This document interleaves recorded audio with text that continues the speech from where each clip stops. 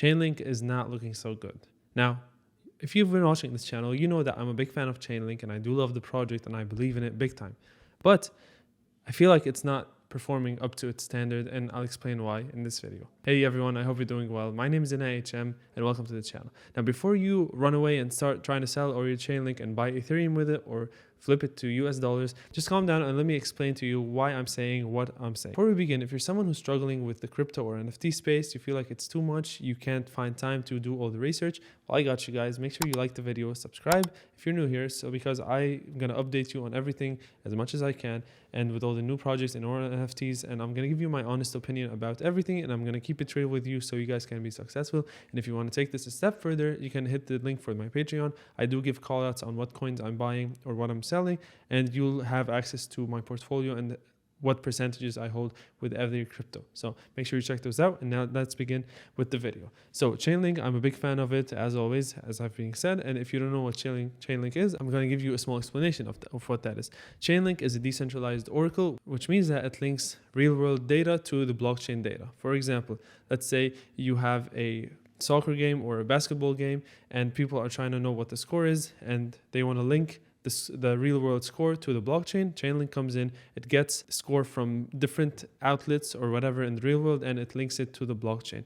This way you don't have to rely on someone's trust in order for them to report the scores correctly. Or in this case, we have AccuWeather tapping into Chainlink for crop insurance, which basically what that means is that AccuWeather, let's say if you haven't noticed already, it's a weather app. So for crop insurance, let's say they make a deal with the insurance company, makes a deal with the farmer saying that if it rains, we're going to pay you an X amount of money. What Chainlink does in this case, it would link the real world data, which is the rain, to the insurance policy, which technically would be on the blockchain, and it verifies that it rained, and for that reason the farmer gets paid in case it rains and they don't in case it doesn't rain.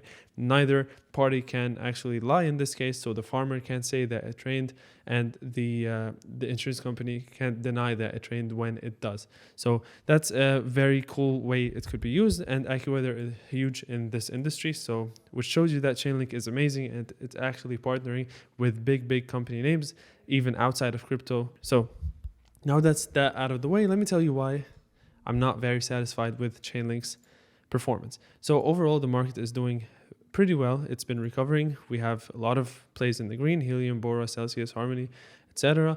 And overall, the crypto market has been recovering slightly. And when I say it's recovering since a few days ago, because we're pretty much down since a few months ago. For example, back in July, or actually we're up since a few months ago.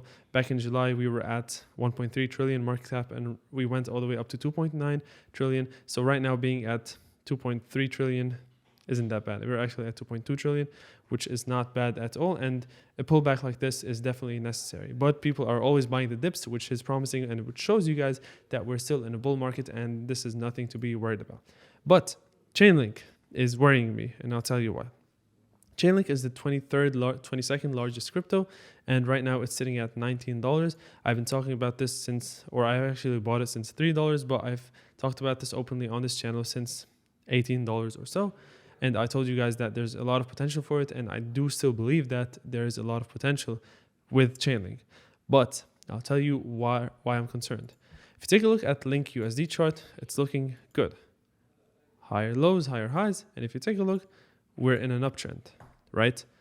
But if you take a look, so this is not worrying me at all unless we see Chainlink break down below this support level right here and maybe break down further. For example, let's say it does something like this and this becomes resistance and it goes dropping, then I would be concerned with the USD value of Link. But if you take a look at the Link ETH or Link versus Ethereum, look at this chart. Look at how much better Ethereum is performing in this situation. So what this means is that Link is performing way worse than Ethereum. And if you held Ethereum since August of 2020, which is the top of the Chainlink versus ETH chart, then you'd be up more than 90%. So basically, if you hold Link like I did, you'd be down 90%. Now, this doesn't mean that you'd be down 90% if you put in $1,000 in the Chainlink, you'd be down up to $100. That's not the case. What that means is that you're way better off holding Ethereum in this case instead of Chainlink. So let me further explain my example. Now I'm always someone who tells you that when there's hype in X, make sure you look at Y and don't get caught 2 steps behind. And for example, in this case, if you sell here, you might see something, do something like this.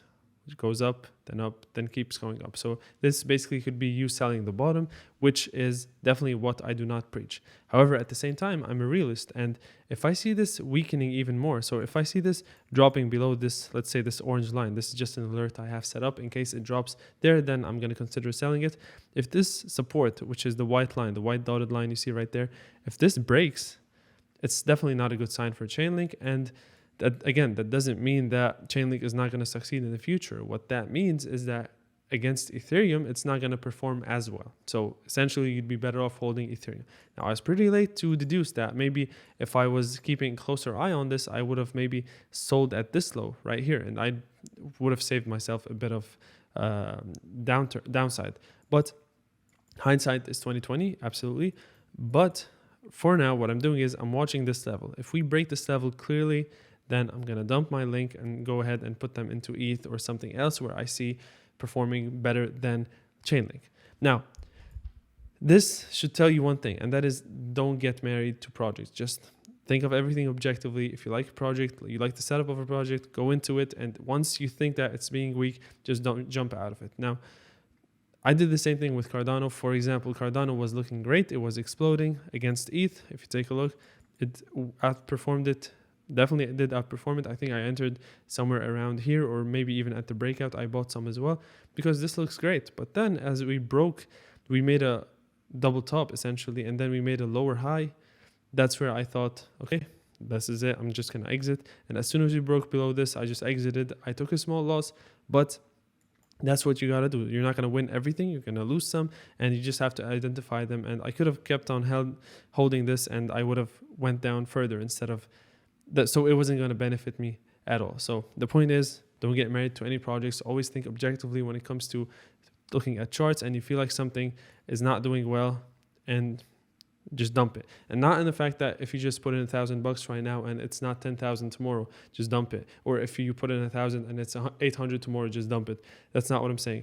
If long term you take a look at something and you feel like overall it's not performing well compared to other assets, you definitely have the right to dump it and jump into things that are going to make you more money. Because let's not forget what the point of all this is, and that is to make more money so you guys can be financially free and be comfortable overall. So that's it for this video. I really hope you enjoyed it. If you have any questions, let me know in the comments below, or you can just jump in, join the Discord. It's also in the description. You can chat with me directly, and I'll be happy to answer any questions you guys have. That's it. Thanks for watching. I hope you enjoyed it. See you on the next one. Peace out.